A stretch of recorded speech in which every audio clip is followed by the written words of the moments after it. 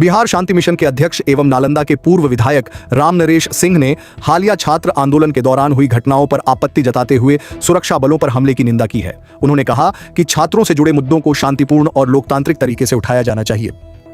राम नरेश सिंह ने आरोप लगाया कि कुछ राजनीतिक दलों से जुड़े लोगों ने छात्र आंदोलन को राजनीतिक रंग देने का प्रयास किया और आंदोलन के दौरान सुरक्षा बलों के साथ दुर्व्यवहार हुआ। उन्होंने कहा कि निर्दोष छात्रों को चोट पहुंचना भी दुखद है, लेकिन पुलिसकर्मियों पर हमला किसी भी स्थिति में उचित नहीं ठहराया जा सकता। पूर्व विधायक ने राहुल गांधी, प्रियंका गांधी, अखिलेश यादव और आम आदमी पार्टी के नेताओं से जुड़े समर्थकों पर भी गंभीर आरोप लगाए। हालांकि इन आरोपों की स्वतंत्र पुष्टि नहीं हो सकी है।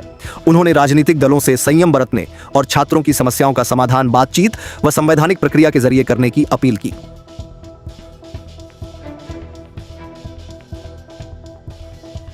कि अभी जो देश में राजनीति का इस प्रकार से गंदा ध्रुवीकरण हो रहा है जो अक्षम्य है। अब देखिए, छात्र आंदोलन के नाम पर गुंडा, मवाली, बदमाशों और बब्बर शेरों को भेजा गया और हमारे जवानों को बेरहमी से पिटाई हुई, जिसमें कम से कम 400-500 जवान घायल हुए हैं।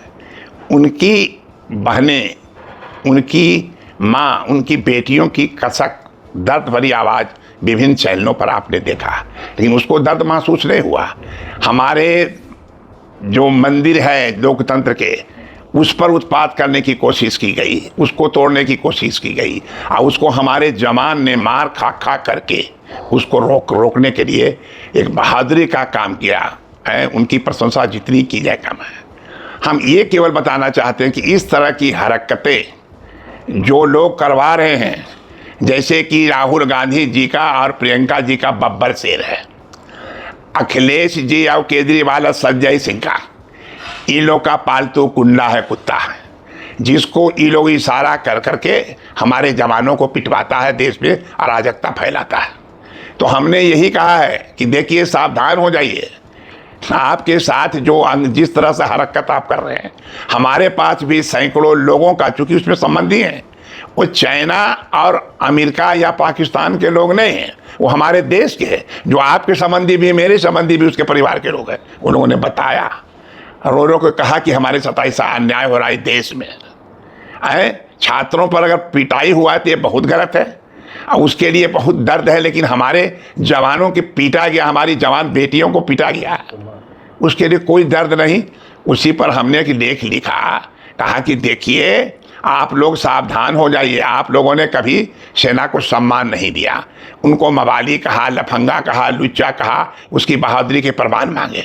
तो वो कौन है? आपकी रक्षा में लगे हैं।